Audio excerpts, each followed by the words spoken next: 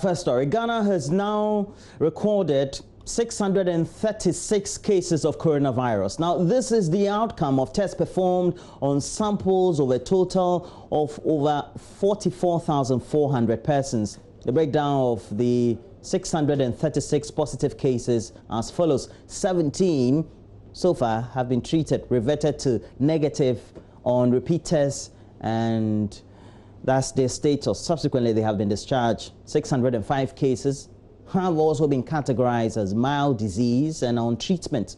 2 are categorized as moderate to severe cases, with a total of some 8 deaths.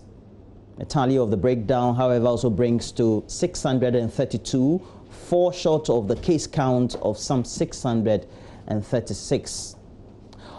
Of all these confirmed cases so far of coronavirus, 268 were reported from routine surveillance, 253 from enhanced surveillance activities, and 115 from travelers under mandatory quarantine in both Accra and Tamale.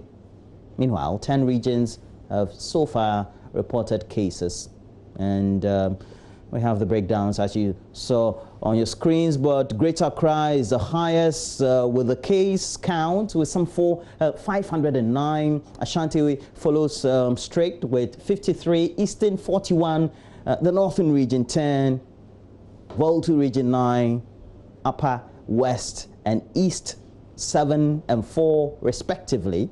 The Central region has 1, Northeast has 1, and then the Western region has 1 as well.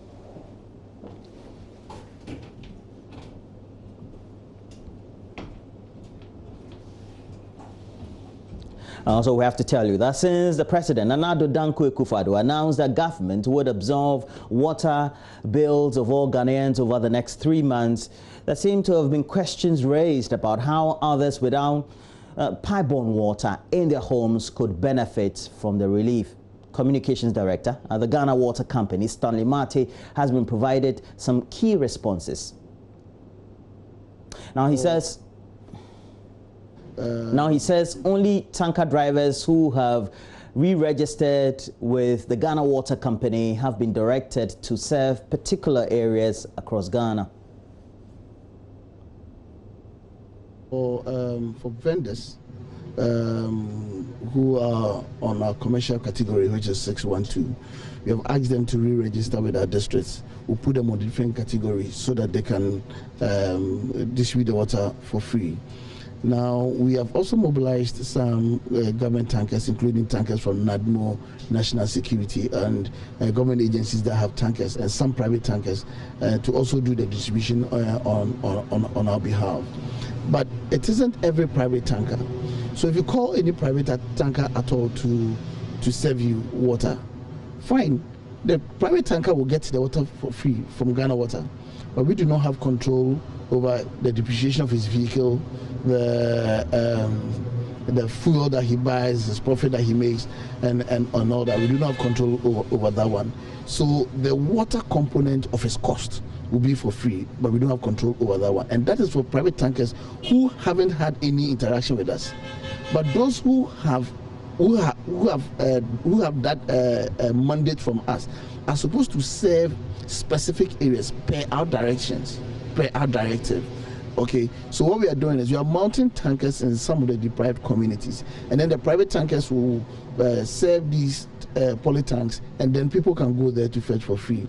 If you call a private tanker to come and serve you in your home, and then you have to pay for his depreciation. I mean, everything with the exception of the cost component of the water component of his cost. He also added that landlords who sell water to neighbors or their communities must re-register with the Ghana Water Company to serve water for free and subsequently receive compensation thereof. You are selling the water to, let's say, the community members, the water in this state as we pump through our system. Then you will have to come to a Ghana Water Company Limited. We re-register you, put you on a different category. Then you can serve the community members for free. Now, if you're a landlord, you are supposed to allow your tenants to fetch the water for free. If you're a landlord and you sell the water to your neighbors and other members of the community, you're supposed to re-register with us. We'll put a different category so that you can serve everybody for free, and that will pay you some compensation. Okay. Now, if you have been disconnected prior to the president's directive, and if that's your situation, you are entitled to the free water, but then you have to pay your arrears, and then we'll have you reconnected, and then you can enjoy the water for free. Okay. If you are not in a position to pay everything now, we'll request that you pay some part, a percentage of the arrears, and then have a renegotiation for you to pay your bills in installments. Let us use this period of free water to make arrangements so that we can pay our arrears whilst we enjoy the free water.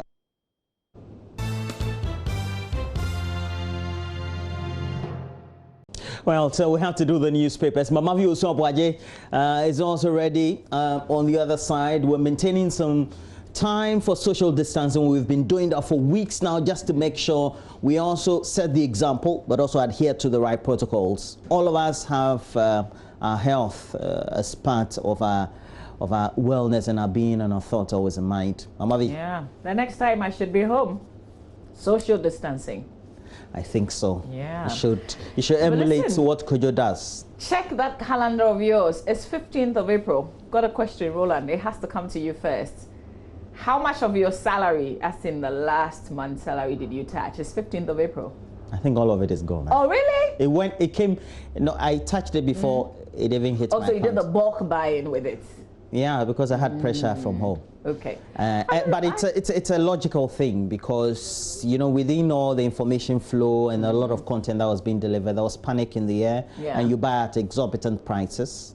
True. And I'm not somebody who will go to the market logically. So, but I also found out something that apparently just before the close of the second week of the lockdown, everything or stock that was purchased had finished because the kids are eating more. If you find yourself at home, you also get to find out you're stressed. They're doing the snacks at home. You think it's only school they do that, but they are snacking on everything in the fridge. They're stressed. You just have to study them in a very subtle way. Just have a lay-back attitude, watch them the way they move around, and they are stressed. It's tiring for everybody. I mean, even if you're home doing nothing, it's still something. So there's this interesting thing I watched on ABC. And ABC News published how Germany and Sweden and the rest of the Nordic countries were doing their lockdown differently. They're doing it partially, but also they've reduced debt subsequently based on how well they've been able to get everybody responsible. As in debts of citizens? Yes. Okay. And Germany has the lowest. They haven't hit the 4,000 mark, even though they have a number of cases compared to the UK, etc. Because the UK currently has about in excess of 11,000, you know. So. Well, we'll learn a lot about the efforts, some people lifting the total lockdown subtly. We'll touch base and learn how people are doing it, other countries are doing it when we do the international review. But I was just thinking that maybe, just maybe, there are some people who haven't touched their salaries yet. I think so. I want to believe so. Yeah. I'm sure some people haven't done half of. I'm sure some people soaking on Gary and living if you're on. home, what would you buy? Yeah. All right. Let's do the newspapers. We've got quite a bit of the newspapers in the studio. Traditionally, I take the Daily Graphic. So let's start with the Daily Graphic newspaper. Front page: $1 billion drops Friday. So $1 billion will drop on Friday.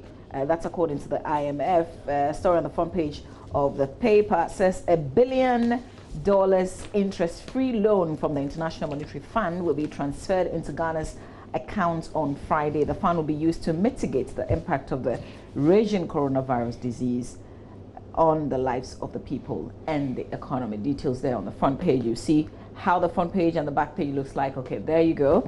COVID-19 won't stall cocoa syndication loan, according to Cocoa Board. On COVID-19, not death sentence. So COVID-19, not death sentence, stop stigmatization, Health Service Boss advises. So that was an advisor to the team who gave us that acronym that everybody seemed to be talking about since yesterday. Don't touch men. And somebody says, why not don't touch women? It is don't touch men. That's what it is. Don't touch your mouth, don't touch your eyes, and certainly don't touch your nose. Zoomlion rolls out school disinfection program. 406 defiant citizens arrested is also another headline. Goldfields supports COVID-19 fight with $830,000. That story is in the paper today in the center spread. Vice President launches COVID-19 tracker app. More donate to COVID-19 trust fund. Government GJA, others join to support public education on COVID-19. On the back page, local entrepreneurs innovate to aid COVID-19 fights.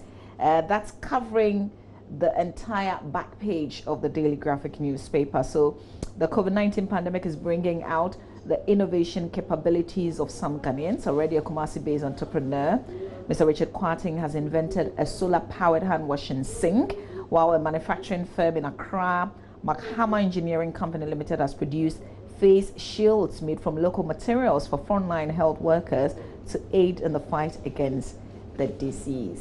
In our 6 a.m. news on radio, Roland, there's also one Tando who is also producing the shields for frontline health workers. He says he's going to give it to them for free.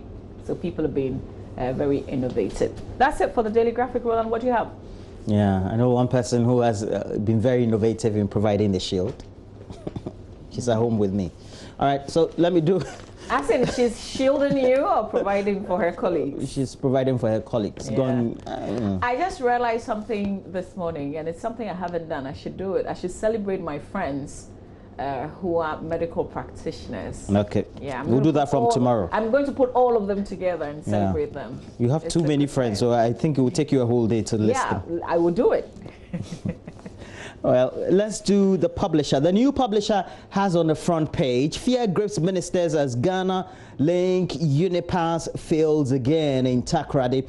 And it says the story again continues from that Tango government seemed to have now put GCNet in because of a new contract that Ghana Link Unipass has. And some attached pictures of some key personalities involved in this whole transaction. Yaos Afumafo is a senior minister. Nick Danso is with Ghana Link Unipass, and then Kwaku Kwarteng is a deputy finance minister. Up there we have governor responsible for coronavirus, Palmer Bako. Meanwhile, there's a side story that says the Tema Oil Refinery Managing Director hot over MP's bribery scandal. We'll look at the story. Moavi is having some interaction with some key personalities. We're talking about... On the tour boss? Yes, anti-graft. He's issued his statement. So yeah, definitely. Yeah. Okay, so we have 406 arrested over lockdown rules, according to the police. And then kill me if I can't cure COVID-19 herbalists, according to this headline, there's Ghana Health Service. I didn't know we had a cure, but we have it in Africa, Ghana. I think that's good news. That is it. Let me do the Business and Financial Times. It has on the front page, Zenith Bank supports COVID-19 fund with 1 million Ghana cedis, 250,000, no, that's 200,000 US dollars.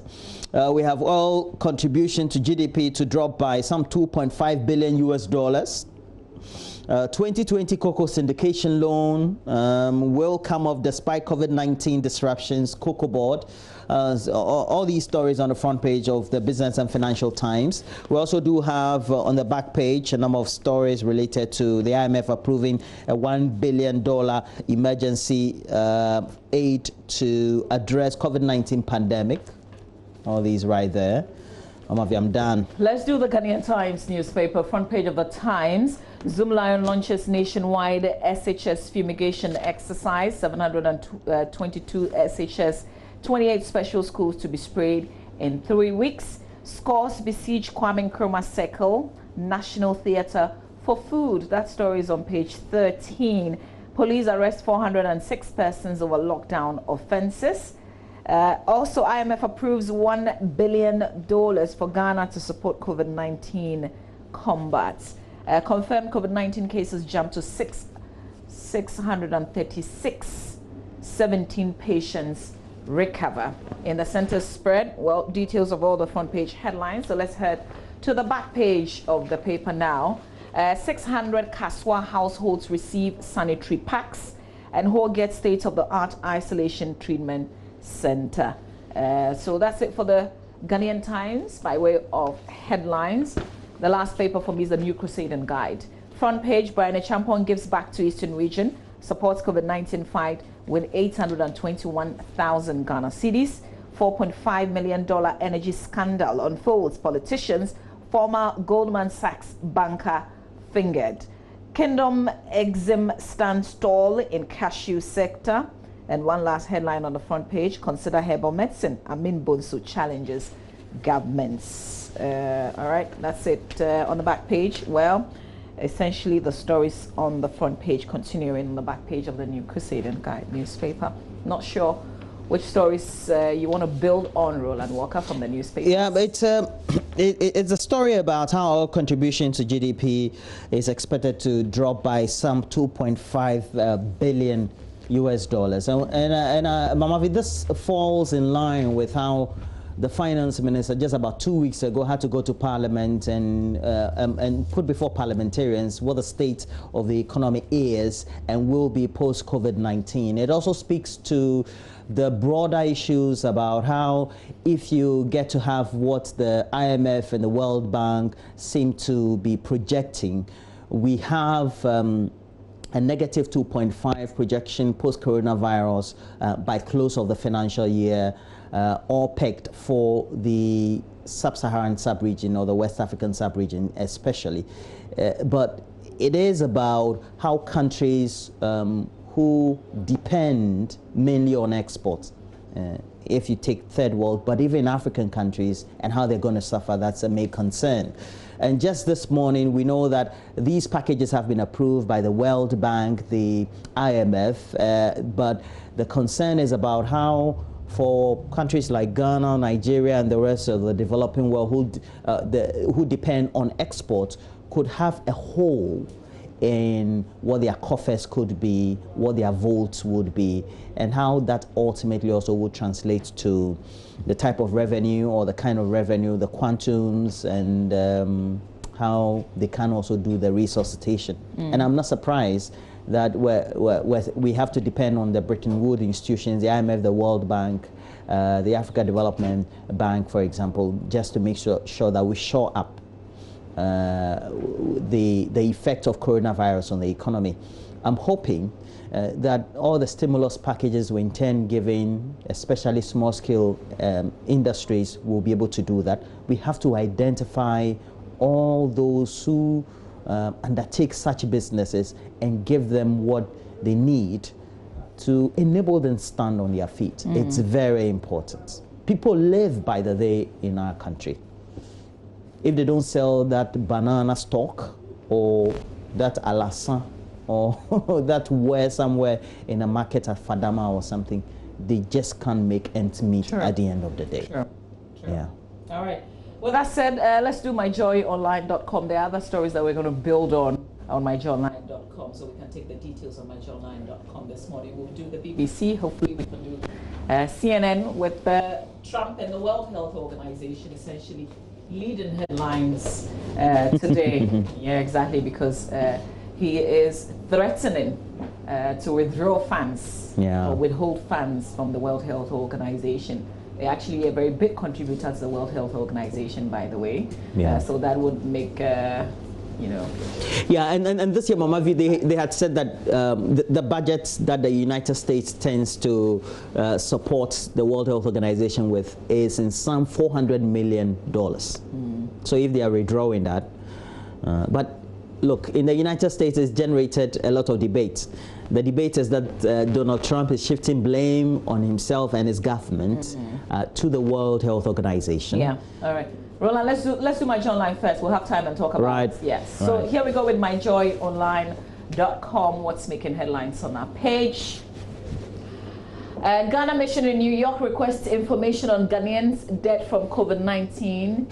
in tri-state area.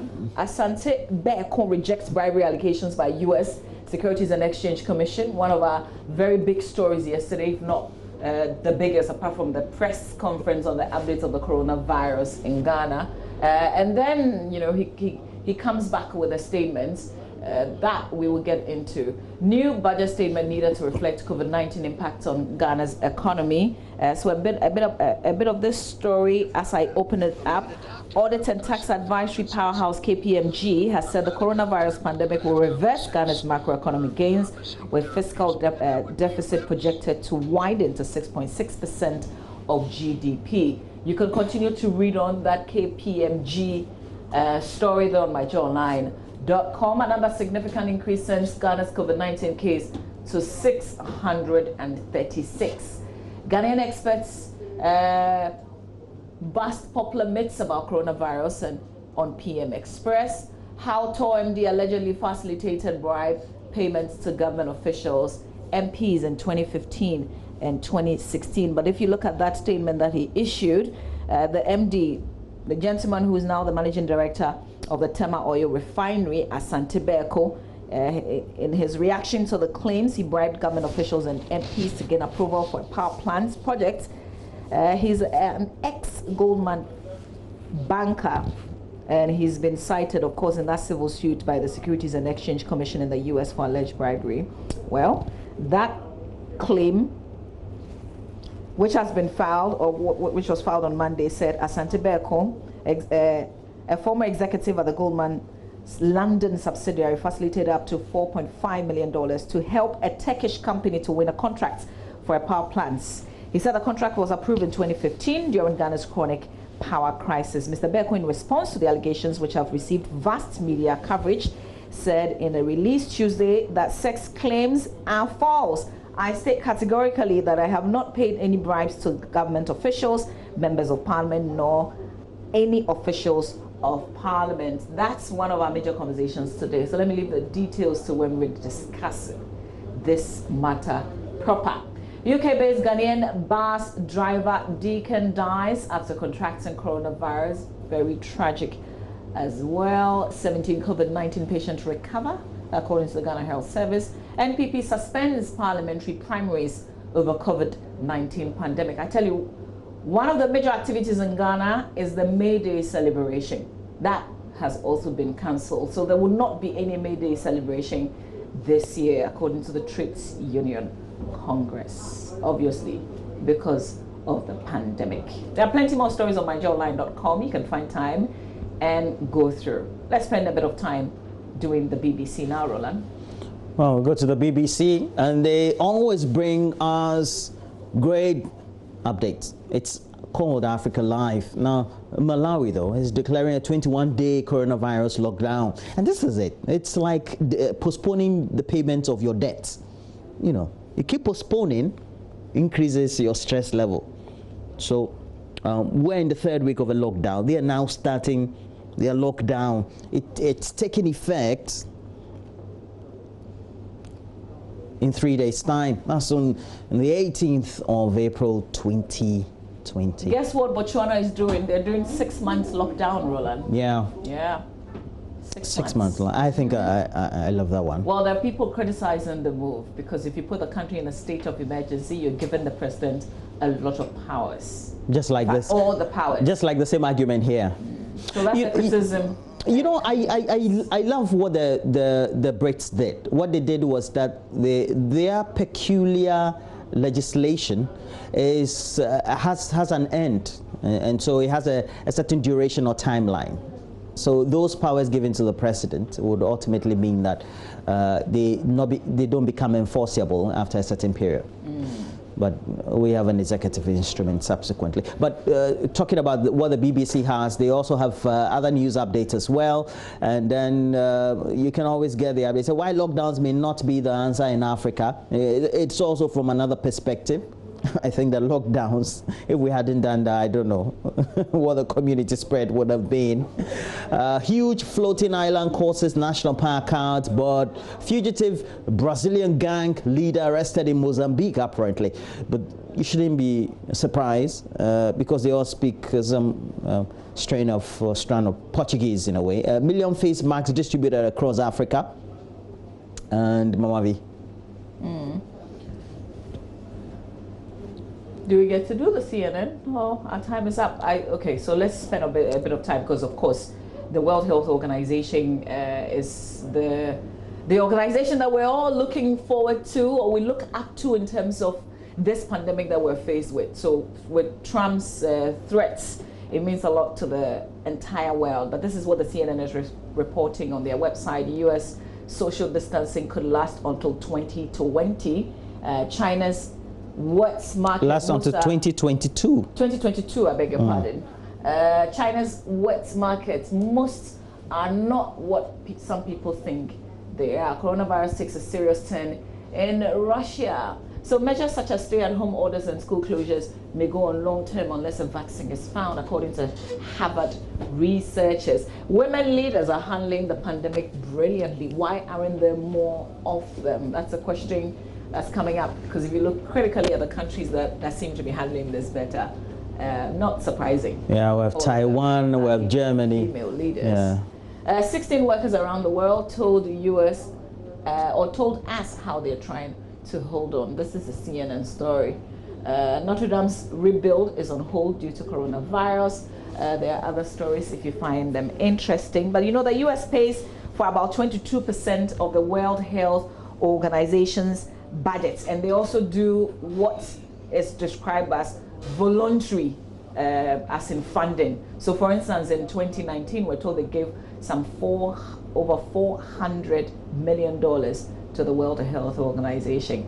And with Trump threatening to withhold funds, remember that he had called the World Health Organization China-centric, and that the things they should have asked China to do in the very early stages of this, they did not do. But he came under criticism. There was a lot of support for this man you see on the screen, Dr. Tedros, the World Health Organization, for many, particularly African leaders. But if you check the powers of the World Health Organization, they can't force anybody to do what it's more like an advisory. So they can't force you, they can't tie you down to do what they have recommended that you do. But one of the criticisms perhaps that I even want to step back and take a look again at is Trump saying at the time the World Health Organization did not send people to investigate. They didn't take people to Wuhan to investigate. They were just relying on China, information being given by China. So even though he's come under a lot of pressure himself, Donald Trump, in his country, people are criticizing him for not handling this better in the very early stages of the pandemic. He made a lot of jokes. I mean, we all saw how he laughed at this whole disease and, you know, termed it as China virus. There were some other people in his administration who were calling it Wuhan virus. It was all a lot of joke for them in the very beginning. Now we're here, and instead of taking the responsibility, it is going back to the World Health Organization. But I guess we all have to also look critically at the role that the World Health Organization played. Could it have been better? More of the conversations going on. But we have to take a breather. Roland Walker?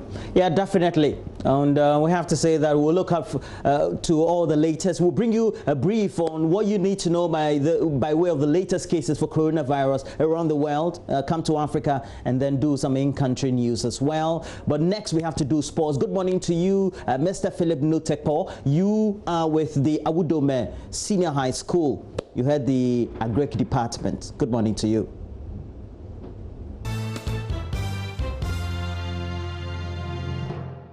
Time to talk sports here on AM Show. My name is Benedict Owusu. It's a Wednesday morning, and our very first story, CAF Medical Committee member Dr. Prince Pambo has been telling us what our football authorities, I'm talking about the Football Association, must do in the face of the COVID-19 pandemic. For him, there must be a plan B should this persist. He would agree that this pandemic is not leaving overnight. Of course, we are praying for a miracle. So for us locally, my suggestion and my prayer is that, yes, we wish to have our league continue, but should things stretch a bit longer, which is going to be the situation, then we should have a plan B. Our authorities should have a plan B of planning a fresh next season, which can take off very latter parts of 2020, could be December or early 2021, which probably might fit in. What are the things to consider if you want to start a league? In Ghana, we cannot play in empty stadia. In the first place, what is football without fans at the stadium? There's nothing to do there if you don't have fans at the stadium. 3, are we in a position to vaccinate or screen all players and fans before we gather them? Remember, football involves mass travels across the country. Would we be in the position to immediately begin doing that? These players have been off the pitch for a long time. Are we going to rush them into playing football immediately the pandemic is supposed to be called over? No, medically, we don't want to do this. Are the clubs going to be in the financial position to rush into supporting? No, already they are crying for help. So considering all these and many others, I personally feel, of course, and my position is not cast in stone, I personally feel and suggest that authorities could be looking at a plan B of what? Planning a fresh league. Then we all come on board, give the needed support medically to the players, prepare them very well, and of course, go into the market to see if we can be able to attract sponsors. Knowing very well what has happened globally, it might be difficult, but we need to consider all that. So personal opinion will be a plan B of looking at a fresh league, which can commence late this year, could be December, depending on the wind that is blowing, or early next year, and then we are good to go.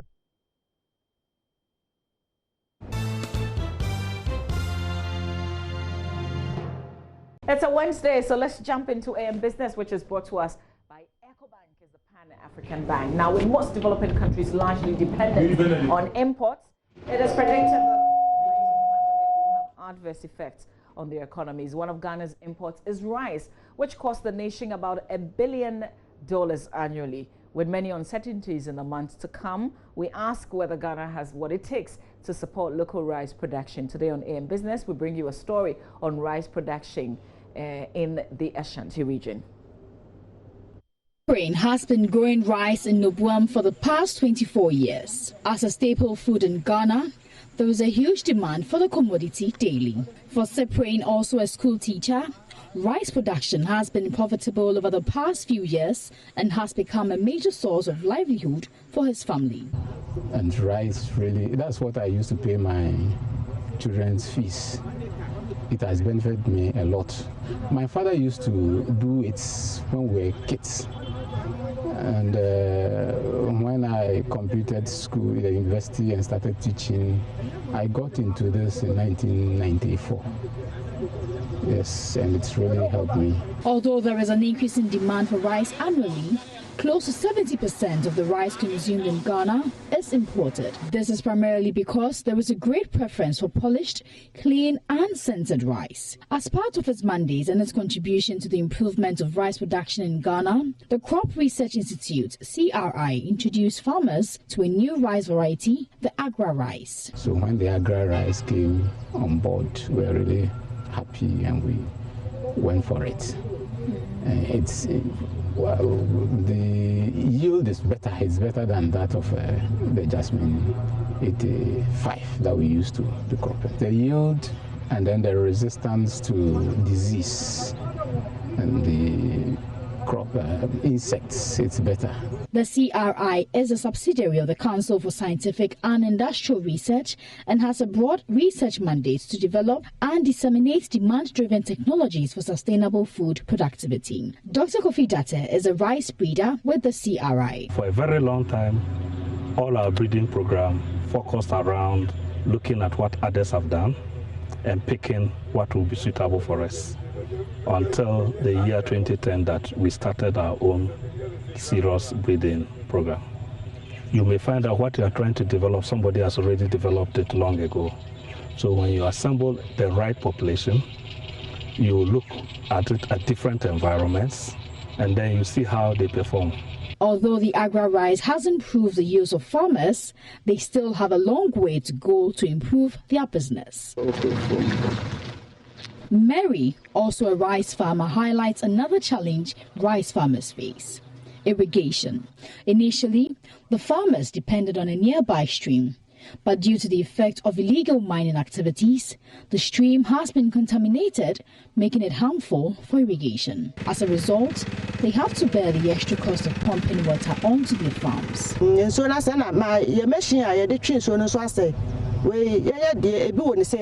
Now we can't use that water, and we have to pump the water from another stream, costing us 100 Ghana cedis every week for fuel.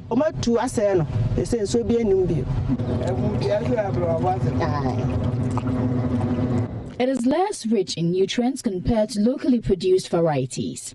However, many people still prefer the imported ones. We have milled, we produce a lot, and then we are not getting the buyers at the moment. You know, it's this seasonal croppings. Normally, we have a season that the production is maximum, and then the demand, those who come to buy, sometimes we have challenges. So generally, as at now, we have a lot of rice in stock, but the buyers are not coming. The rice milling site in Nobum was built by the Chinese some 30 years ago when they introduced rice farming in the town. It's now being managed by the cooperative of rice farmers within the town. Farmers pay 10 cedis per every 50 kilogram bag of rice polished. The mill has just 2 machines which separates the rice from the husks. So this machine here is one of the machines that the farmers used to mill their rice. Now this one was supposed to take away all the husk in the rice, but as you can see, it's not automatic, it's manual. So it doesn't make the work very effective, and we still have some husk in the rice here.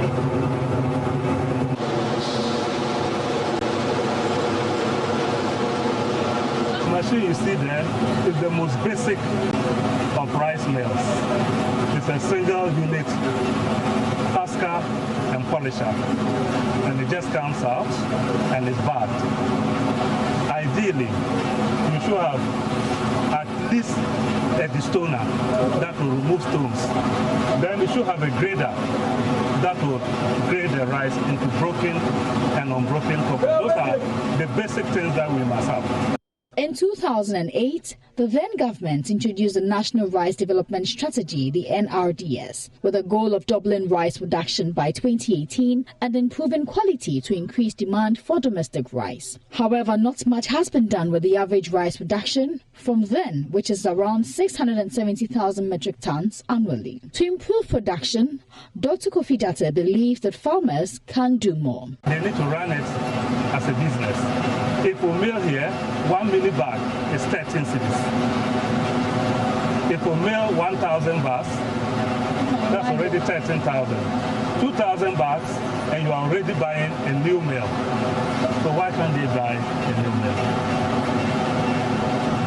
We shouldn't depend on government. Should facilitate, make sure that those who are importing, the import is levied to boost local production. And probably because some of the machines are too expensive for individuals, government can facilitate a loan scheme. Then definitely people have to pay back that loan. I'm right here at the Nobum Valley Rice Mill. Now behind me is their mill machine. It's the most basic of all. Although it hacks and then polishes the rice a bit, it is not up to the international standard, or should I say the standard that most Ghanaians want their rice to look like. And this right here is how the packaging is done. It's sold to our market women just like this, and they buy on credit and pay back to the farmers in bits.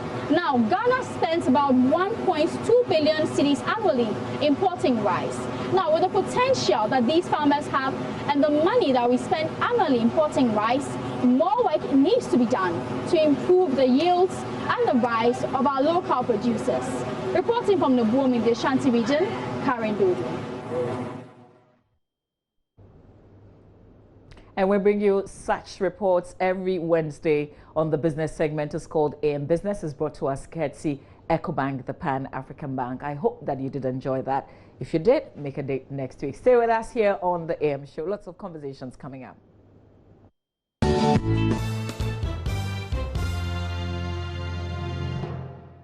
Now, we know that the managing director of the Tema Oil Refinery, Asante Bekkun, we're told, has been charged by the U.S. Securities and Exchange Commission for arranging payment for the government of Ghana and some legislators in Ghana's parliament and between the years of 2015 and 2016. Now, Mr. Bekkun's move was to gain approval, according to the U.S. authorities, for a client's power plant project and its approval, according to court documents cited here. Now, the Tema Oil Refinery boss role as a former executive of Goldman Sachs, but its branch or office in the UK was to develop investment banking business for the subsidiary and the holding company. Mr. Bekkun subsequently, in response to allegations which have received wide media coverage across Ghana, the rest of the African continent, and especially the world, with Bloomberg, CNN, Washington Post, Wall Street Journal, all of them posting these publications, widely circulated online, claims that all these are said to be false. But let me just run by you. It indicates that he's said to have schemed to facilitate bribe payments to government officials. We're talking about $66,000 to members of parliament, and subsequently pocketed $2 million between the years in reference, 2015 and 2016. And it says that to effect the corrupt scheme, Mr. Bekkun arranged for the energy company to funnel between $3 million and $4.5 million to a Ghana-based company referred to by the U.S. courts as the intermediary company, to bribe various government officials responsible for approving the power plant projects. Now, the energy company transferred up to about $4.5 million, it is believed, to the intermediary company, all of which was used to bribe, according to the U.S. authorities, the Ghanaian government officials. It added that Mr. Bekkun crafted, developed, and carried out the bribery scheme with the knowledge or under circumstances that made it substantially certain that all or a portion of the money set to paid to the intermediary company will be paid as bribes to Ghanaian government officials to secure support for the power plant projects. And he said, for example, about April 13, 2015, Mr. Bekkun learned that the energy company and the Ministry of Power of Ghana, herein referred to as the Ministry of Power, had reached an agreement in principle on the terms of the power purchase agreement. And by April 20, 2015, at the request of the intermediary company, Mr. Bekkun, who is now the managing director of the Tema Oil Refinery, and the energy company had arranged for the energy company to transfer $500,000 to the intermediary company, which the intermediary company then used to bribe a senior government official. And the U.S. court referred to this, according to the reports, as we have cited, to be Government Official 1, who represented the Ministry of Power during the negotiations with the energy company. Now, B, on May 11, 2015, the energy company and the Ministry of Power of Ghana signed the power purchase agreement. And on May 19, 2015, the intermediary company sent an invoice to the energy company for an additional $1.5 million in funds for the bribe scheme. On May 22, 2015, the energy company again transferred some $1.5 million to the intermediary company, all or part of which was used or to be used to bribe Ghanaian government officials. It determined that Mr. Bekkun knew of this transfer at or soon after the time of the transfer. Now, 2 months later, on July 17, 2015, the Ghanaian Parliament, Ghana's Parliament, ratified the power purchase agreement On July 20, 2015, the intermediary company requested through Mr. Beku that the energy company send it another $1.5 million for its next crucial steps. The court determined that those funds were to be used to bribe Ghanaian government officials and to advance the bribery scheme. D. On August 4, 2015, the intermediary company again emailed another invoice to the energy company, copying Mr. Beku for $250,000 for the bribery scheme. Another $250,000 on October 19, 2015 to the bank account of an employee of the intermediary company was also sent subsequently. Mr. Beku also helped the intermediary company pay smaller bribes, totaling approximately $210,000 to various other government officials involved in the power plant project. And these include bribes to a Ghanaian government official designated in this report as Government Official 2. And we're being told that this Government Official 2 assisted Government Official 1 on the project, employees at the Ministry of Power who provided confidential information to the intermediary company concerning the project. But subsequently, it moves, and you know that the agreements, according to this report, as a result of information obtained during further investigations, by August 2016, the subsidiary terminated its involvement in the project. But between September 2016 and February 2017, the energy company paid Mr. Beku in total $2 million for his efforts in the facilitation of these transactions. And by December 7, 2016, the day when Ghana voted, Mr. Beku tendered in his resignation to the subsidiary, which became final on about. But we have some responses from Mr. Beku. We will run that by you as well. Before we go to Mr. Edem Senanu, the anti-graft campaigner. And subsequently, he has responded, refuting all these allegations and also releasing statements indicating that the Security and Exchange Commission's claim in that report are all false, and that he was in no way involved in payment of so-called bribes, and subsequently absolves himself of any blame. He did indicate in the statement that he had given his own version based on a question and answer session that took place with the officials and the team that was investigating from the American Security and Exchange Commission. Well, we'll tell you more about this, but this also speaks volumes or smacks of some concerns of corruption. And what a way for us to have Mr. Edem Senanu streaming through. Mr. Edem Senanu, good morning to you, sir. Good morning. And I'm sure you followed the report, you read through, and then the responses of Mr. Asante Beku. What do you make of this in the first place? Well, it's shocking, it's embarrassing, and the reputational damage to our country is just so immense. Coming on the back of several other similar incidents, this is not looking good at all. One would assume that the U.S. will not do this kind of thing lightly. And therefore, I think that the government of Ghana needs to sit up and to think through whether Mr. Asante Beku should still be in this pole position at a point when we ought to investigate and establish what has happened. But we do know that he's come out with a statement.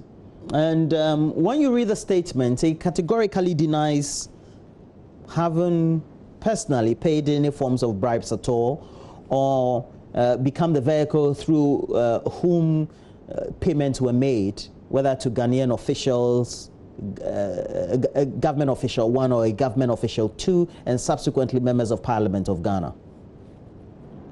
Well, as you know, in issues like this, it's not so much whether you were directly caught transferring these sums of money. Aiding and abetting such things is bad enough. And the report suggests that the the email trail, the communication that they have assessed, shows that he was knowledgeable or part of the process of requesting for these sums of money. For what purposes will have to be established? Because if it's a normal procurement process, then why would you require such huge sums for next critical steps, etc.? And then I'll read through his statement. He says the chronology of event material to the transaction as follows. The PPA was negotiated and executed between February and April 2015. It received the approval of Parliament in July 2015. Besides the funds the Turkish IPP was to raise to execute the transaction, the government of Ghana was also to raise liquidity support and a continuance of what the letter of credit should be in the sum of some $72 million to enable the transaction to reach a certain conclusion. But he says, my fees were paid in tranches. The first being 500,000, he agrees, and then the rest in 2016 and 2017 after I had resigned. Alongside this transaction, I worked on another transaction in Goldman Sachs prior to my resignation. It says, my role after Goldman Sachs had pulled out was exclusively limited and restricted to advising in raising the liquidity support required for the transaction. I also advised the Turkish IBP in the procurement of a $250 million finance from a bank. I state categorically that I have not paid any bribes to government officials, members of parliament, or any officials of parliament. Is it not a dog calling? Is it not a cat calling a dog a bad name in the first place? Well, until we investigate the issues thoroughly, there may be some aspects that are on our blind side, which will provide clarity. For example, the documentation I've cited states that in his contract with Goldman Sachs, he was required to have transparency on any other payment, and indeed to reject such payment, especially if they related clients. So if he himself admits that he had $500,000 paid as fees whilst he was still in the employment and engagement of Goldman Sachs, it already raises issues of conflict of interest. And to what extent and purpose were those monies paid?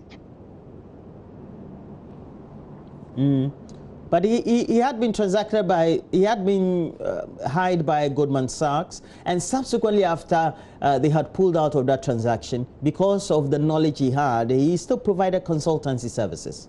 Any logical person would assume that as a professional, you just do your work.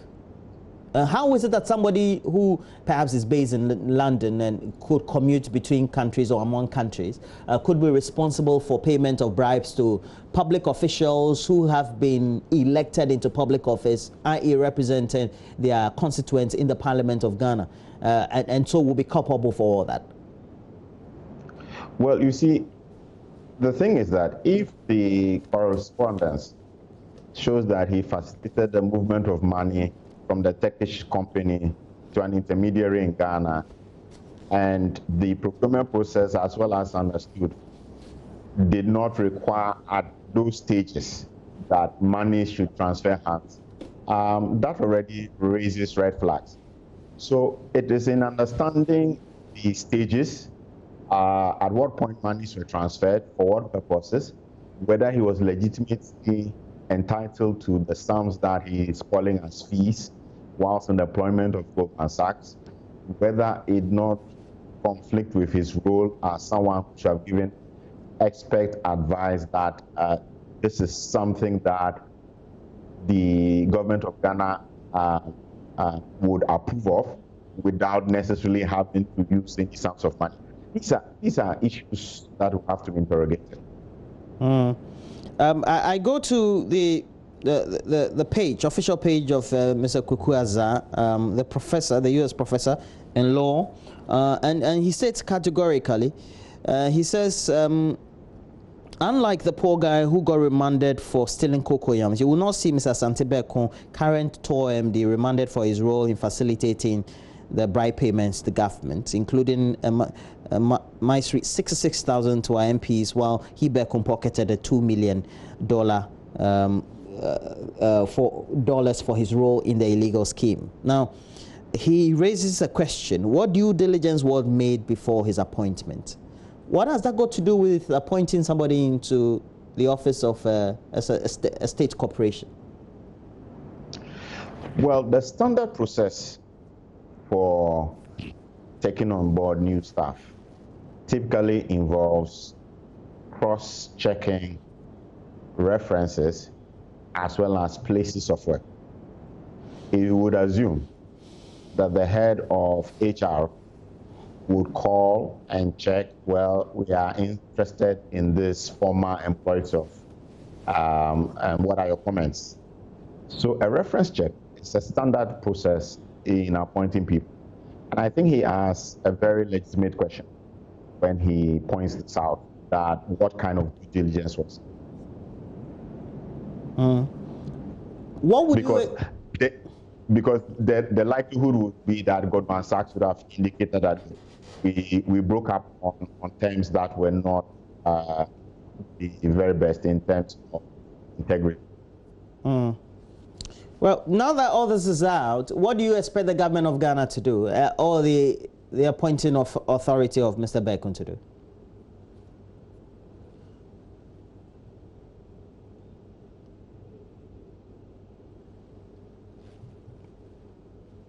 Hello, sir.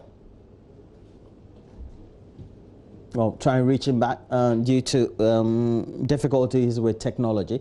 But again, we'll run by you the statements of Mr. Asante Bekum, and we'll put that on the screens for you shortly. But in the meantime,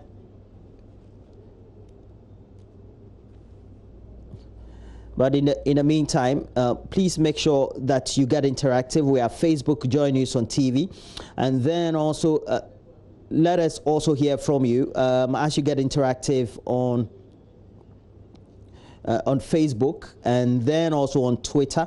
In the meantime, if you get interactive, let us know what you think about all these developments, and also we'll get to know what the official authorities in government should be doing. When we get Mr.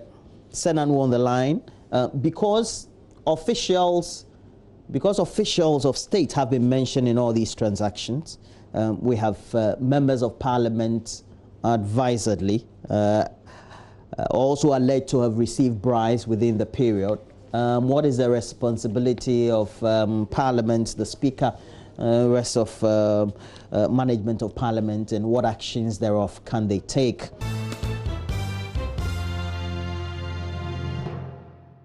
But while we wait for him to re-establish that connection and stream into the studio, we also want to apprise you of the latest, because we do know that the president in his televised address announced that there's going to be a 3-month cover of free electricity consumption for consumers. And so if they fall within a certain particular category, they are supposed to know that they are covered with no full payment at all, or sometimes a 50% payment, depending on the quantum of consumption based on the benchmark of consumption for March. We will want to know how feasible is this, how which category of consumers will be covered, how is this going to be calculated if you're a prepaid meter user or prepaid credit user, etc.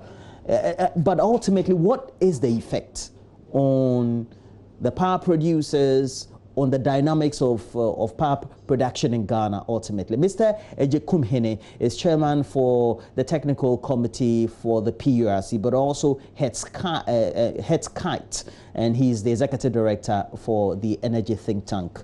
Good morning to you, Mr. Agyekum Hene. Good morning, Mr. Roland. Yeah, good morning to you, sir.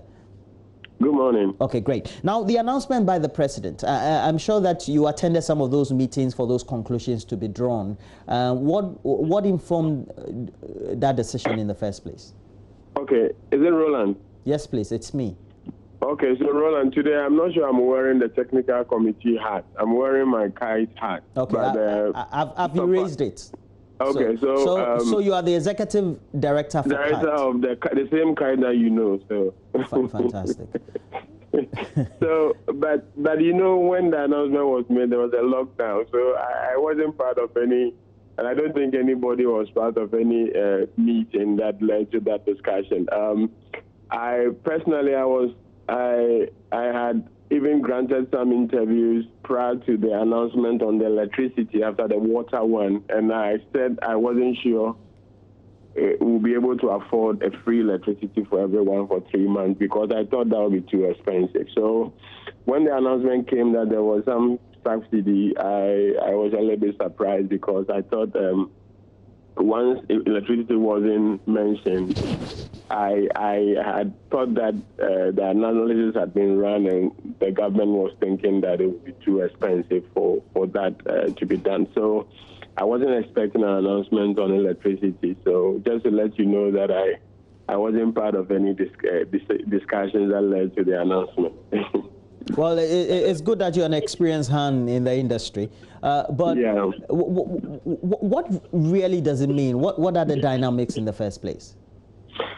Well, basically what it's saying is that if you are a postpaid, that's if you have a meter that has to be read at the end of the month, the nitty-gritty and the details will have to be worked out by the distribution utilities. But the president in the address mentioned that the benchmark is your March consumption. So if you consumed, let's say 300 kilowatt hours in the month of March, that my interpretation is that your consumption is not expected to change significantly over short periods of time, in that you're not going to add any new equipment. So if you said your reference month is March, it's your consumption that is going to guide the kind of subsidy that they're going to pay. But the details will have to be worked out, and it also has to be based on your actual consumption.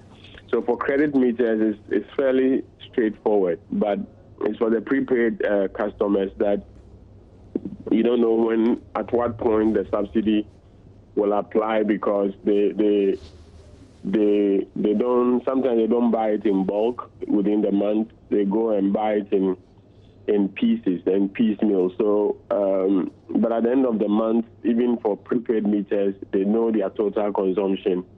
So maybe I expect the utilities to announce how that is going to be implemented for the prepaid. But for the postpaid, it's fairly straightforward, because at the end of the month, your consumption is calculated and that subsidy is slapped on it. This is Mama V. I wanted to ask, realistically, when would people begin to enjoy this subsidy? What do you think? Realistically, for the postpaid customers, I think it will have to be at the end of April, because that's when you're going to see your first bill after the announcement. But it's for the prepaid customers that I am not too sure how it's going to be implemented at this stage, because, for example, if somebody comes in and the person is buying only 50 kilowatt hour for the month, if that's all that the person is consuming within the month, then that person is a lifeline customer. So that person, according to the announcement, shouldn't be paying for that 50 kilowatt. But very few people hardly consume that. So if you buy your first 50, I'm sure you probably will pay. And I suspect that it will have to be at the end of the month, where your total consumption would have been put together. And if you're a lifeline, maybe you get a credit back or something. But the technical details, I think, is the utilities who will have to announce that, because the prepaid is a little bit tricky. And I haven't seen any announcement on the modalities for the implementation of the prepaid yet. Okay. But the credit meter, you should expect this to reflect on your bill at the end of April, when your bill is sent to you. Okay, great. Just hang in there for us, because also joining us via Skype is energy analyst Mr. Kojo Poku. Good morning to you, sir. Thank you for joining us. Hi, good morning, and I hope you can hear me. I can hear you very well. We hope that you're keeping safe. Yes, I'm very well. We are all at home. All right. I just trying to keep the virus out. Okay, that's fantastic, because that's what we've all been asked to do. Let's talk about, I want to start the conversation with you with the inequalities. There are some people who have said that this is not fair. Somebody consumes a lot and we all get to enjoy the 50% on this. Can it be equal? Could it have been better? Well, it could have been more targeted. I think the way it's done, where the rich who gets to pay more get a more subsidy than the poor.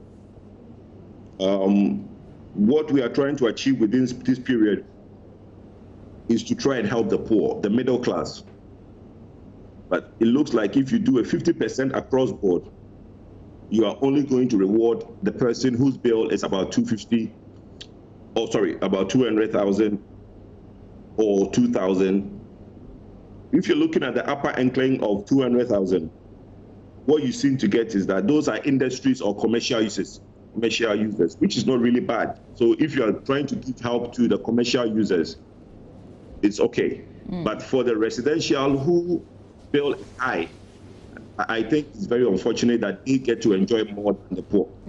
But this disease is not targeting, is it? It affects all of us. So the rich is also at risk, is the same as the poor. Well, we would assume that the rich is rich because they have companies and industries. So their companies and industries or commercial outfits will be benefiting from the discount that government is giving for industries. So it would only make sense that those who are in lower tier of salary, middle class and the poor, will get more than the rich who, for me, don't really need this kind of assistance. Well, after the announcement, we heard from ASEP, who said, for instance, that this would worsen power sector challenges. I wonder what you make of this assertion. Well, it's 100% right. You see, the industry is saddled with a lot of debt. Even with the money being recovered, we have under recovery. My brother on the phone, who sits on the board of PLC, will be able to tell us a bit more on the challenges they are having in trying to do recovery for the sector. So if you are doing under recovery for the past 3 years, with all the other debt that already existed, yes, we understand that there's COVID-19 and government has to do more for the sector. But then if you go and pile on about close to 2 billion Ghana cedis debt, you are only worsening the situation. We hope that when this is over, government will be able to come out with a very good strategy in how to basically move the sector forward. If not, the sector can collapse. Mr. Jacomini, let me bring you in on this. Roland and myself had this argument yesterday, and I said government wouldn't do this if they didn't think they had a way out. Government has money to deal with it, right? At least from where you sit. Well, so that's exactly the what I was going to say. And good morning, Kojo. I tell Kojo that I'm not wearing any purity hat this morning, so he should. No, he knows that, but he's just asking that you bring your past technical experience on board. Yes, but this is what I'm saying, Mama V. You recall that if there's no money sitting anywhere to be used to pay for this subsidy, then it's going to create problems down the line.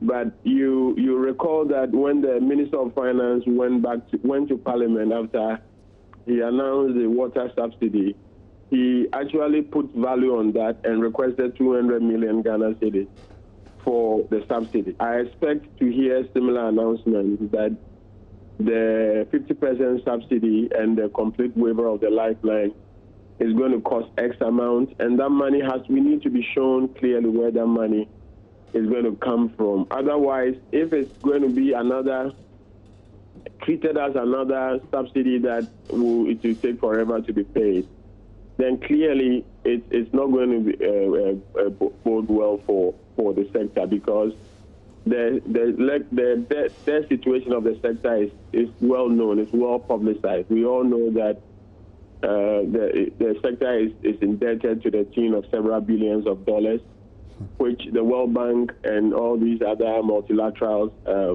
bilaterals have projected that if we don't do anything about it, it's actually going to grow over the next 2-3 years with the oil, the gas sector, all the debt coming from the gas as well as the electricity sector. But I do believe that there has to be a budget line for this subsidy. Otherwise, it's going to create some problems down the line. And that's why before the electricity announcement came, I was on radio. I said that I don't think we should be pushing for free electricity because we can enjoy that free thing now, but it's going to create problems for the sector. So yes, if there's no clear money to pay for this, then it's going to complicate and compound some of the problems that we already have in the sector. Okay, so I'll pose the same question to the two of you. I start with Mr. Kojo Poku. When the announcement was made, all of us were happy because we're consumers basically. But you as analysts, you are consultant, you observe the industry, the two of you, okay? And when you look at on the consumer side, how will all these benefits ultimately come back to bite the consumers post-coronavirus? And then on the part of those who produce power, work within power sector, work along the value chain of power, what could be the implications beyond saying that money is coming from somewhere, etc., knowing that it's coming back to bite us post-coronavirus? I pose that question to the two of you, but first, Kojo Poku. Please, unfortunately, my network was playing up. Okay. So I had can you be again, please? Okay, great. So when the announcement was made, the consumer, myself, Mamavi, and I'm sure all of you, we are happy. But ultimately, there's no free lunch anywhere. And I've interacted with the two of you many times. And you tell me in private that that's the reality of the situation. Now, how post-coronavirus could we have a situation where it will come back to be a burden on the ordinary consumer? If you look at the categories of consumers we have. Two, you work in the sector, you're a consultant, you observe, you work along the value chain. What is the net effect on those who produce power, those who work in the sector, and ultimately thinking about where the money is going to come back from? Well, it's very simple. We all know that since there's no money in the government, wherever the government takes the money from, the government will have to put it back. So we might enjoy it now because we are in, but as time goes on, maybe 2022 down the line, the government has to find a way to tax us or put a bit of tariffs up to recoup money. We just heard that we are going back to the IMF. And if government has no free lunch, the IMF definitely have no free work for anybody. So if we are going to engage and go into IMF, we should be assured that they are going to make sure that when everything recovers, the government feels that government can make a little bit more, we are definitely going to tax all the tariffs going to be adjusted to the WTO. So essentially, we're going to pay back this somehow. Oh yes, but who is government, my dear? That's why when people are asking for government is me and you. And that doesn't mint money. It doesn't bring it up to the full spend of that year. So whatever government is what me and you are spending, that government will use this to make a food point. It's either borrowing or taxation. So whichever way, we have to pay. Mr. Jakumhene, your response? Yeah, Roland. Yes, sir. Okay, so as for somebody having to pay for it, it's not even just electricity and water. In fact, the food that they are fighting over, the meals that they are, the 2 million cedis that we spend every day providing food for 400,000 of our countrymen and women has to be paid for. I mean, clearly it wasn't in any budget. So it's going to have a lot of ripple effect on everybody. And this is not just Ghana specific. It's going to, this corona thing, I don't think anybody prepared for that. So yes, clearly, if you think you are enjoying free electricity now, it might not come in the form of tariff because PRC hasn't announced any increment or decrease in tariff. So how do you present it to Ghanaians and say that tariffs are going to go up by 50% because there was corona? No. Government will have to find that money, and I'm saying that I expect that information to come through Parliament, that this is the amount of money that has been earmarked for this subsidy. If they do that and that money is made available, it may actually even help the sector for the 3-month period, because Kojo Poku made this point earlier on when he said that there is under recovery. What it means is that when they bill the people, not everybody pays up. But if government says that, oh, I'm going to pay 50% of everybody's bill, and that money is paid up front, it means that regardless of the collection rate, they will be more liquid than they would have been probably before the subsidy. So if the money is made available, it could actually go to improve their liquidity over the 3 months. But the question is, where is that money going to come from? But even if government got that money and gave it to the utilities, like Kojo Poku said, that we heard that government is taking facilities from IMF, and that money will have to be paid for back, and it ultimately is going to be you and I. Let me tell you, give you this scenario. When we were enjoying subsidies, electricity, fuel subsidies in the past, no cost recovery, no full cost recovery, we're all happy. All the unions will say don't increase electricity tariffs. Ultimately, we were saddled with debt in excess of $4 billion. And who is paying for that? ESLA. Who pays for the ESLA? You and I. So there is no free lunch. It might not translate, or it might not be paid for directly through maybe increases in tariffs, or because I don't know how you're going to be able to justify that after Corona, is that tariffs will have to go up. Mind you, the power producers, they are still submitting their invoices. As for the power producers, they don't know about this subsidy. And they will still submit their invoices at the end of the month because it's based on what they produce.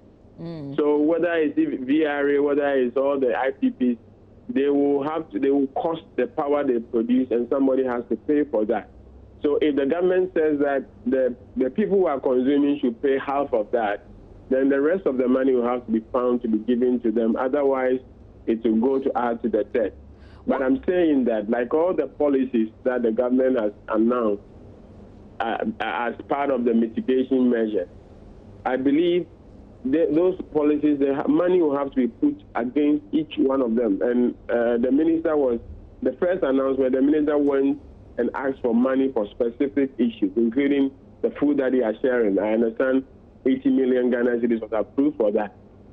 And I heard clearly the minister requesting for 200 million cedis for the water subsidy. I'm not too sure whether that will be all that will be needed anyway. But for electricity, I expect similar announcement. Parliament will have to, Minister of Finance will have to go and ask for money for that. And then we will all know that, oh, this was, even though it wasn't budgeted for right from the beginning, an allocation has been made, and that the money will be recovered or be paid to the utilities from this source. Otherwise, like we all know, it will become part of the debt ultimately, and somebody will have to be paid for. So anybody clamoring for anything free, we shouldn't. I have always thought that for the utilities, at least we could have given people money so that they pay for their utilities. So rather than saying that go enjoy it for free, where people, like you saw in the case of water, somebody sitting under the tap, I don't know whether that was actually happening. People wasting water because they say it's free. If the person was to be paying for, even if you had found a way of saying that, okay, this is your bill, I will pay for the money, I'll give you money, you pay for your bill. But what difference would that have made? I mean, it would still be government giving people money. But the money would have gone to the utilities directly anyway. So okay, so I was just going to ask you, what has been the experience in the past when government has announced subsidies? Do they give bulk cash to the distributor, in this case, ECG? Yes, most of the time the ECG will submit a bill to the Ministry of Finance to show the difference. And that money, usually, if they have money, they pay. So if they have money, they pay. Well, government doesn't always have money. I mean, you go check all the budget statement, the allocations versus disbursement. Most of the time, monies are not released, allocations are not released. But I mean, since I went to the POI, there hasn't been any subsidy, so I don't know how that subsidy is treated. But we know that in the past, when subsidies are announced in the budget, even though government normally or usually means well, they normally are not able to, because it's also linked to some revenue collection in some other sectors that will allow them to be able to go and pay. There is no free money. In the government money, there is no money specifically for electricity and no money for health. It's the same kitty, and they pick money and use it. So, yes, if there is no allocation for this, then it's going to be part of the debt ultimately. But that would not be good for the sector that is trying to recover from pre-existing debt situations that we are all trying to correct.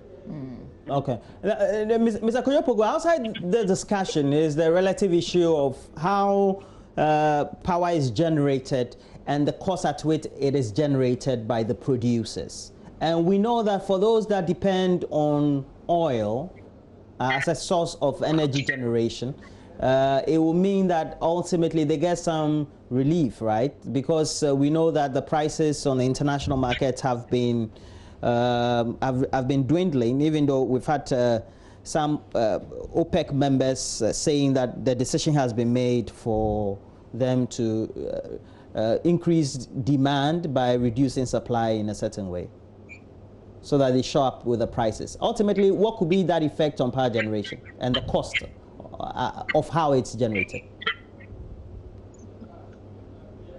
Was that question to me? Yes, to you, Mr. Kojo-Poku. Oh, okay. For now is good news because the prices are low. When prices are low, it means that those that are natural and if they have to use light oil, basically afford the fuel at a very low price. It's just unfortunate that the gas that we use is mostly locked in a contract for a longer period.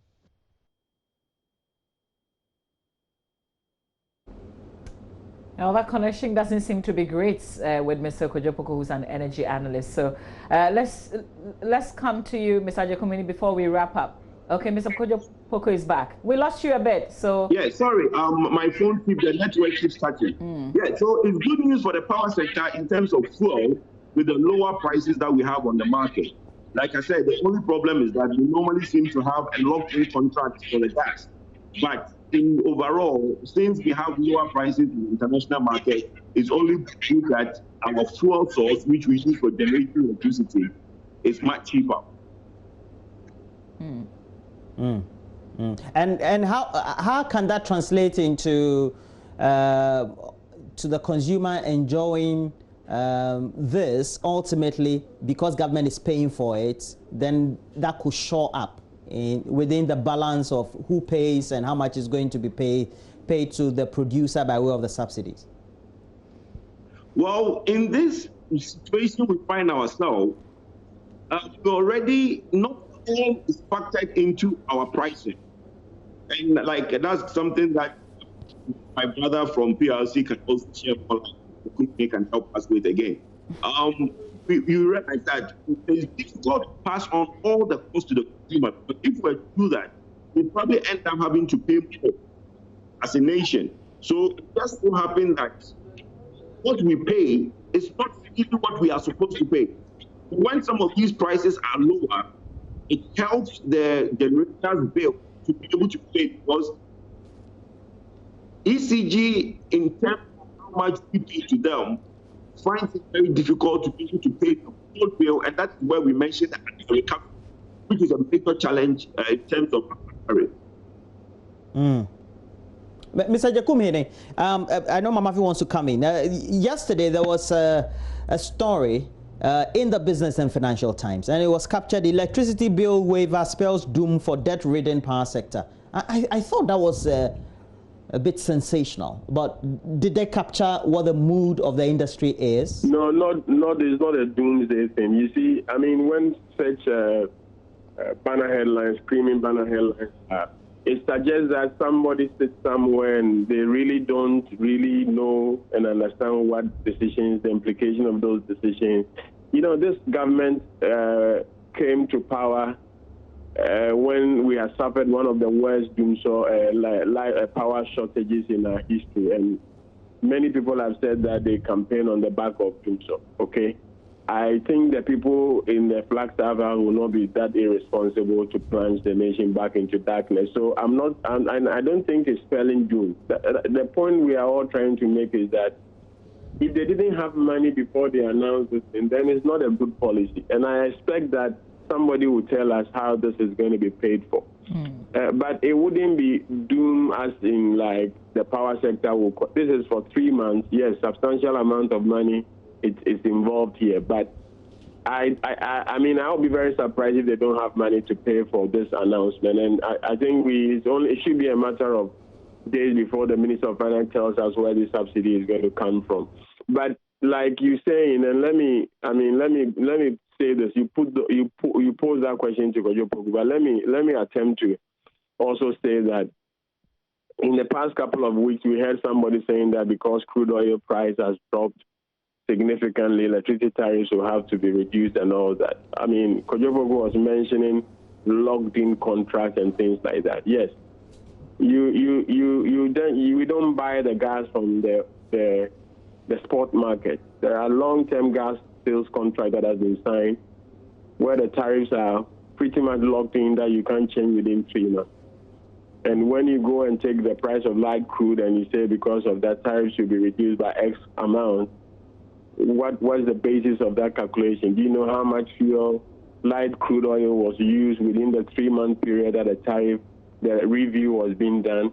So we all need to understand that we've signed contracts with all these people and they expect to be paid, and sometimes those contracts you can't change them because there is a short shock on the market. So let's put those discussions in their right context. But yes, if the cost of producing the power is lower than before, then some savings ought to be coming, in which case the invoices, the fuel recovery cost of the power producers would have to come down. Mind you, for most of those thermal plants, people don't even buy the fuel themselves. Some of them is the government that is still buying the fuel.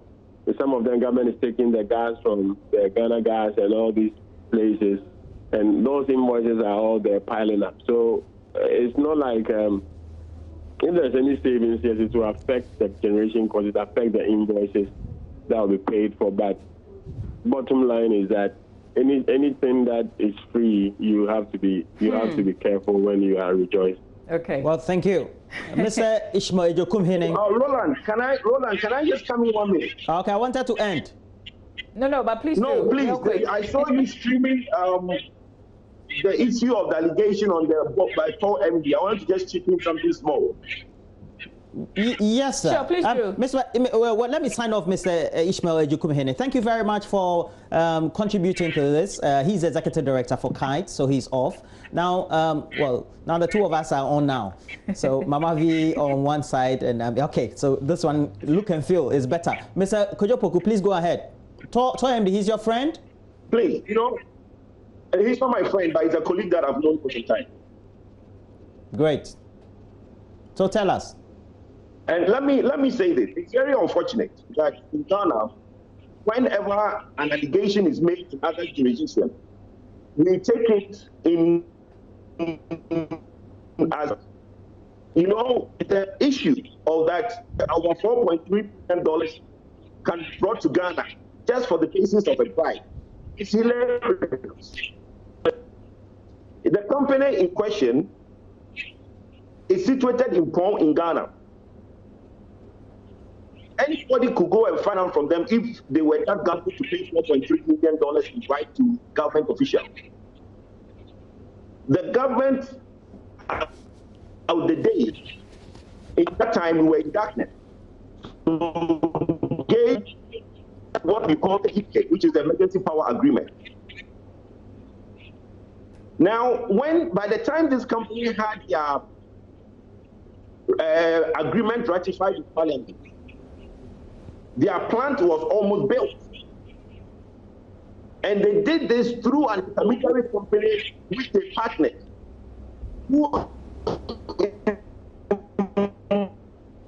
Oh, I don't think we have a great connection. Would love to hear what. Maybe we should switch to the phone real quick. With Mr. Kojo-Poku on this take. We'll take a quick breather. When we come back, we'll continue with this conversation and end with him.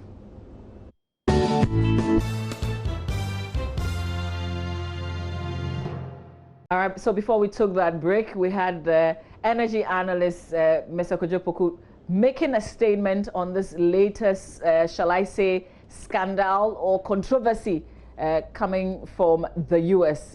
With the Securities and Exchange Commission doing an investigation, and the media in Ghana getting a hold of a court document and publishing it widely yesterday. The man at the center of it is the managing director at TOR. Mr. Kojo-Poku, we are back with you this time on the phone. So you were making a statement. Thank you very much, and I'm glad it's clear, and my network was playing up. And something as important as this, I thought I should try and help my brother Roland myself put clarity and let Ghanaians understand certain things. Great, let's hear you. We have to be very careful when we jump to conclusion and some of these things.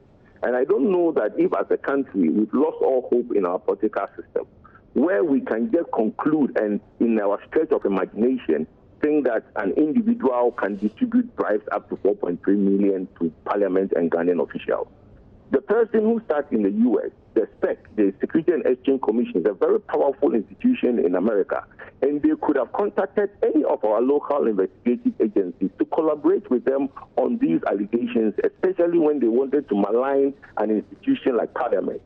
They did no such thing. They only relied on the emails that they have cited to think that the only reason that somebody is transferring money into Ghana was to bribe politicians. And if anybody thinks that that is the only reason and it's true, then I'm very sad this morning. The company in question is AXA Energy. AXA came to Ghana in the latter part of 2014. Throughout 2015, when we were in darkness, the Ministry of Power at that time tried to engage companies to do emergency power plants. Now, to do a plant of that magnitude, over 250 megawatts, takes years to plan. But this is something that the government did it in months. So when the government came in and the power that at that time gave them assurances that, listen, if they have plants in Turkey, please, they should mobilize that plant to Ghana, get it ready so that Ghanaians can have light. This company now had an intermediary company, which is being mentioned, had already contacted the ministry, and they were trying to do their own power project. So when these Turkish people came, they found a partner in a company that had already started the process. So they partnered them. Now, AXA, at that time from 2014 to 2016, when they officially registered the company in Ghana, they don't have a bank account. So how does somebody build a whole power plant, at a point in time have over 30 employees, buy a land of 30 acres in the Pong industrial area, where an acre of land is in excess of about $200,000? How does somebody do all that project? And any of you media can check that by the time 2016, when this company registered their company in Ghana, their plant was already built. So by the time they had a bank account in Ghana, they had already expanded millions of dollars in Ghana. And all that was to do the project which the government has assured them that, look, they will get them the agreement ratified, they will get them all the waivers, and the company, based on the word at that time of the government, went ahead and spent all this money. They could have finished building the plant and the agreement would not have been ratified. But they took the risk just to make sure Ghanaians were in darkness. And today, somebody sits in America and thinks that all that money came to Ghana, a grand scheme of bribery, because somebody was distributing $4.3 million bribe to politicians. But Mr. Kojo-Poku, isn't that why this is going to courts, is for the court to draw that conclusion? Yes, I understand that. That is why if it's for the court to determine it, then we should have stayed out of it. But the minute what is wrong with Ghanaians publishing details of a court document? That is normal practice, isn't it? Let me chip in here. You see, people keep comparing this to Airbus saga. The Airbus document we had was a judgment.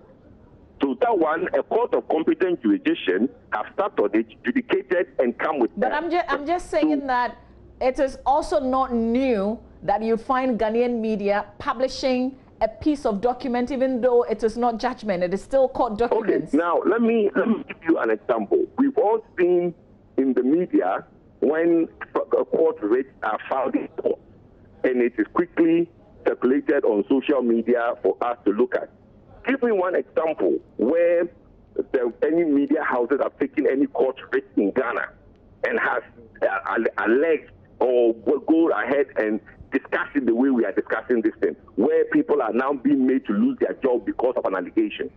Give me an example of a case, a writ that was filed in court in Ghana. All these banking and all these stuff that was filed, give me one writ that has been discussed the way this writ in America has been discussed in the last 24 hours. That is the point I'm making. Okay. And you see, my point, and also the point I'm trying to get everybody's mind to it, is that the monies that were spent, and we have cited documents. I am not the one to come and say NDC or MP in this matter, but we should be a bit reasoning to know that some of these things is stretch of imagination. Okay, all right. We'll have to leave it here, but thank you very much for your time and the comments as well. Let's move on. Let's talk about immigration matters, because two things this morning. One is the fact that some people have been arrested by the Ghana Immigration Service, and Rafiq Salam brought us details of that. And the Immigration Service, Mr. Michael Amwakwata is the head public relations. The Ghana Immigration Service is joining us. We'll also talk about the second issue is the documentation that they were sorting out to trace people who had come through, particularly the Kotoka International Airport, just before the lockdown. So good morning to you, sir. Thank you for your time. Hello? Hello, sir? Hello. If you can hear me clearly, sir? Yes, I can hear you. Okay, great. Let's talk about the arrest of some 41 persons. We're told 2 are Ghanaians and the rest are Burkinabes. What's happening right now with that case? Yes, thank you. With the closure of the borders, one thing that we've realized as security persons at the borders is that because the main borders are under lock and key, you'll find people attempting to enter into Ghana through unapproved routes. So then we have to strategize. And especially around the upper west or the northern part of Ghana, some people have been attempting to enter. But then at one of our inner checkpoints, we intercepted them. And on this particular occasion, these 41 people, about 2 are Ghanaians coming from Tampa, were intercepted at the Babile inland checkpoint. And I'm asking, what has happened to the 41? Hello? Mr. Amwakwata, I'm asking what has happened to the 41 persons? Say again. Mr. Michael Amwakwata. Hello. Hello, sir. Yes. There's something interrupting the conversation. Can you hear me clearly now? Yes, partially. But I am on my way to Aflawood now, so I think it's the. So this is network. Okay, so let's see if we can do this real quick. Yeah, you are clear now. So I was asking what happens to the 41. Okay, thank you. Presently, they are with Port Health for their temperatures to be taken and other protocols to go through. Then we'll have to send them back. Okay. But what is different with the North? Because we've made some arrests. The 10 people who tested positive for COVID-19 also came through that same area. I'm not sure if it's the same specific posts. What are they doing differently? They seem to be getting people who are entering illegally arrested. Please, will come again with a question? So I'm asking, and this is on the basis of the 10 people who tested positive for COVID-19, yes, who also came in illegally, who are arrested. And I'm using that as basis and asking with this 41, this current 41 that's also been arrested, what are the personnel up north doing differently from the other areas? What are personnel doing differently?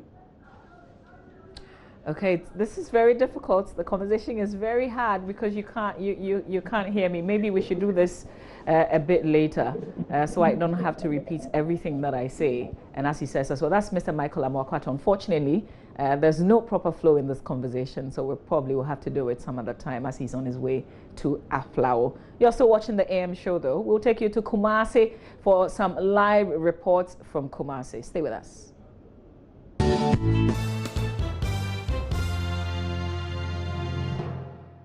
Well, we told you we'll speak to the channel manager for Joy Prime, and Pakwesi Akom is on the line. And good morning to you. Yeah, good morning. Yes, and this initiative, good social responsibility, and for CSRs, it also means that it's the best way to reach out to the vulnerable in our society. Is that not it? Exactly so. Now, what may have also been the main objective for this whole initiative, and how long would it be carried on? The main objective is to show love and also show concern. I mean, within these times, we have a lot of viewers who really cherish us. So in these times, we can't sit idle, doing nothing. We need to reach out to them, especially the vulnerable, the needy, and even some of those who work but for this pandemic are locked down. We're doing this as far as we can. We're advertising that other philanthropists should come on board. Let's do this together because we really need this. But ultimately, we know that we have to expand this, right? And if you want to not go alone or not do it alone, it means that others would have to be brought on board. And beyond the appeal you're doing, how do we make sure that we do that aggregation of people who maybe are just doing individual donations, etc., but this needs to be well coordinated and streamlined, and so using the brand Joy Prime? Exactly. So as part of our campaign, we are asking people to send videos to us so that based on where you are, who you are, we will try and get to you. So far, we have one musician who is helping us to make this happen. It's called Luminary DMR. And from today, we are starting with those who have sent videos and to receive some of these items. So we are not going into a space where we allow people to come, but rather we are reaching you where you are. Okay, just to also respect the decision that you have to be at home. That we are doing door-to-door delivery, and based on that, we will know the numbers that we are sharing to. But ultimately, we have thousands of people who need help, and you're just complimenting. But do you have a target in mind, communities in mind, beyond Kokomemle? Okay, we are looking at the whole Ghana, wherever you are. If you reach us, we'll get to you. Anywhere you are in Ghana, Upper West, Upper East, the Northern region, Volta region, as far as you send your video, we will get to you. So we are not just limiting ourselves around Kokomemle. Okay. We are going beyond that. And today, we are going to certain areas within Accra. Tema, we are going to Sanctus, we are going to Kobe, we are going to Asuma, and lots more areas. Okay. So wherever you are in Ghana, and we will get to you. And if they want to reach you, what do they do? Anybody watching? You have to watch Joy Prime from morning to evening, because all our live shows, advertise that. So watch us. You can call into the show if you have sent your video, and we also put out numbers of those who have sent their videos. You can also send your WhatsApp to 055 973 32. Our WhatsApp line again 0559 73 2432. And make sure you're watching Joy Prime. Yeah. Enjoy news too. Yes, of course. Work together, right? yes, they do. All the multimedia brands, of course. Definitely. Well, Pakwesi, thank you very much for this great initiative, and we wish you all the best. We're always available for you to complement your efforts in this drive you've started. I'm very grateful, and I want to wish all those who are locked down all the best. They should keep in a home, sanitizing themselves in terms of their hands. Wash your hands with soap and running water. And make sure you do just as the directives say. Never do opposite that. And we shall live and we shall keep this coronavirus out for sure. Thank you very much for this opportunity. Well, thank you very much. Pakwesi Akom is a channel manager for Joy Prime, helping us explain better what's the rationale for this great initiative started by Joy Prime, because they started with Kokomemle. Today they're going to Tema, the Spinters Road, etc. The many thousands of people among us in communities who need help, and Joy Prime, using the platform, is doing that. If you are watching as anywhere in Ghana you want to contribute, make sure that you reach us as quickly as possible and just contribute your widow's mite, and through Joy Prime it will get to ultimate beneficiaries.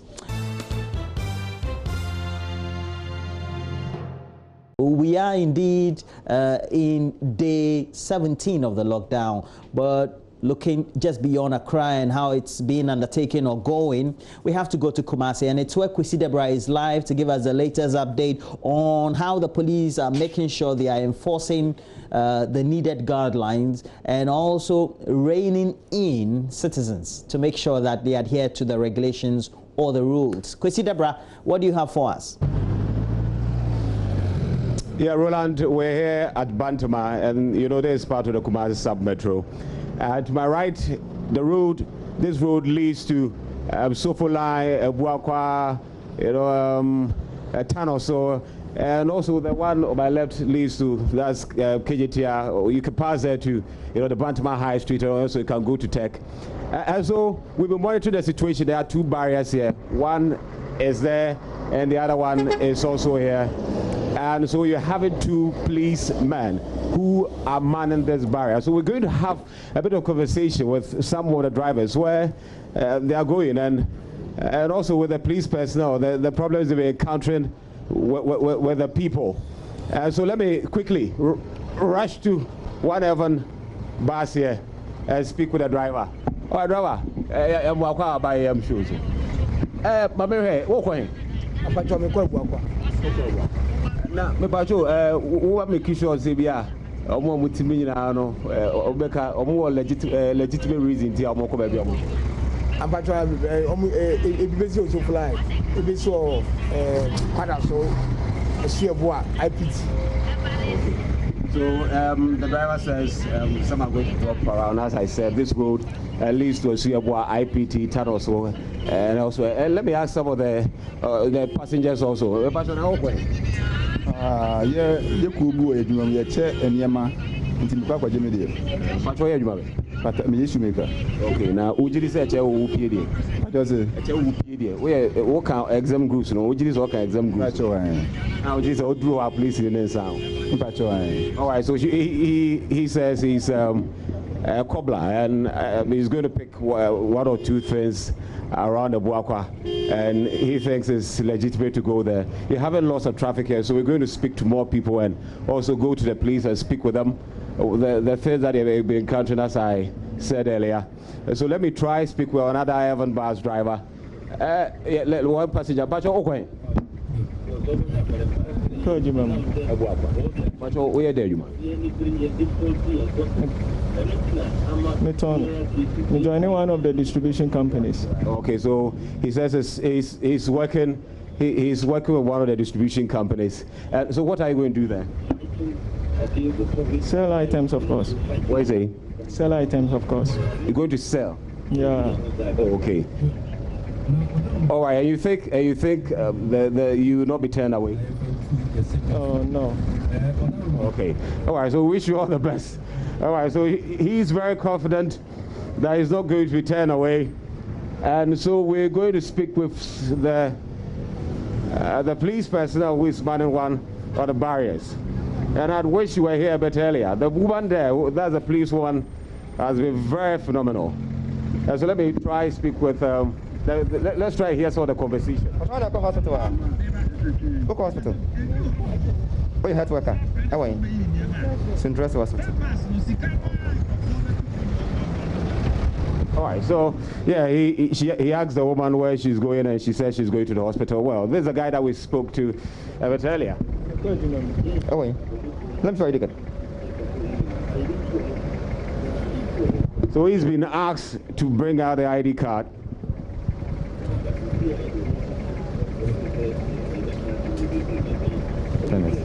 Okay. Carol. He's been certified. All right, so yes, there's one essential worker here. Obviously, that's a mining company.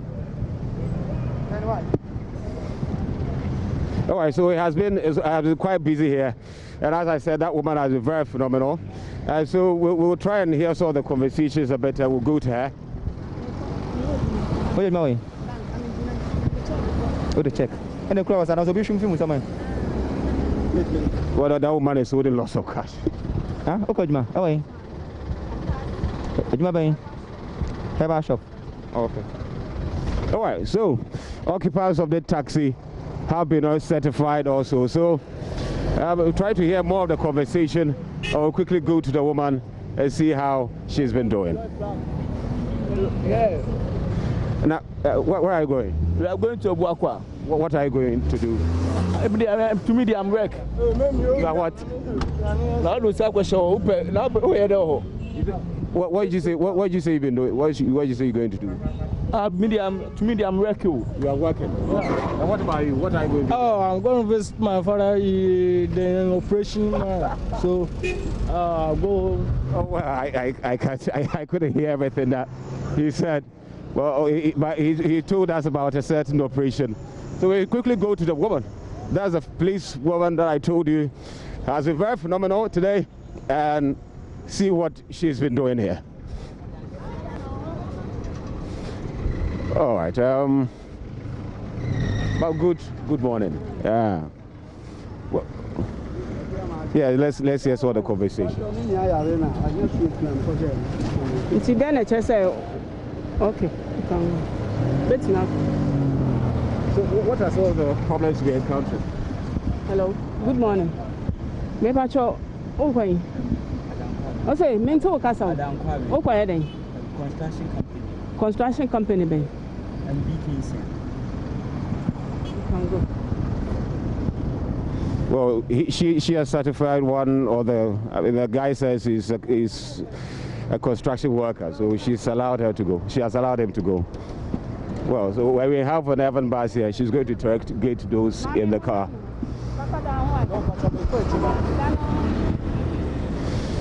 All right, so it's been quite busy here at Bantama, and as I told you, this is not Bantama High Street. This is one of the streets of Bantama. That's the Metro Mass Transit Limited there, and it has been quite an awesome work by the policemen who are manning the barriers. And so I will get back to you later. Roland, nice day. And pin up nicely for me was Kwesi Deborah, and gauging the mood of the lockdown enforcement, etc. But also, we have to take a look at showbiz. Is up next.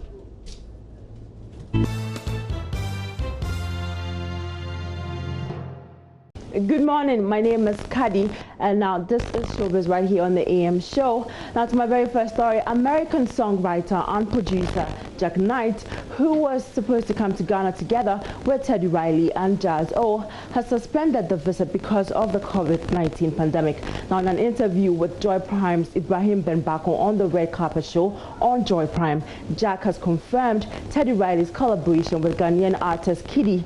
Jack Knight shares more about their collaboration and the songs produced. Okay. Well, how closely have you been following the music being churned out from Ghana? Well, I've been following. It's an artist named Kwame. I think is there. I think and Kitty. Okay. Me and Kitty been corresponding a lot online. Initially, we was connected through Richie and Tango, and it's just been a good transfer of music and ideas and stuff like that. And I think it's something special can really happen with that bridge. Okay. You know, working with the Ghanaian artists, and you know, me as a songwriter and producer coming from Bad Boy and working with Diddy. I think that marriage, something special can come out of that. That can be successful worldwide and can be successful in the States. So I got a real good feeling about it. So far, what we've been working on has been sounding real good, and it got Teddy Riley's attention with Kitty, and now Blackstreet is doing a new album, and they want to actually do something with Kitty, Blackstreet and Kitty. You know, so I think something special is happening and it's going to happen. Collaboration. I've heard that Teddy has already produced 2 tracks for Kitty. Is that true? Yes. We produced 2 tracks for Kitty. 1 track we're working on, Kitty's working on now, which is going to be featuring Kitty and Blackstreet on it together.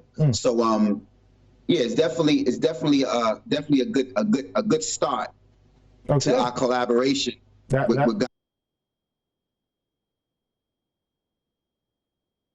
Yeah, so that was an interview between Jack Knight and Joy Prime's Ibrahim Bembako, and they're talking about the collaboration with Teddy Riley and our very own Kitty. And it's a huge thing. It's a huge thing. Yeah, it is huge. I mean, to have this big collaboration with Kitty, who is also a very good high life sensation in our country. Charlie, I can look forward to it. Yeah, I'm waiting to hear the songs. But there's more showbiz at midday. Please stay tuned. Well, it's a wrap for the show today. Make sure you stick and stay with the channel. We have regular programming and always get interactive throughout the day on our social media platforms. We have to call it a morning, and we wish you the best for the day.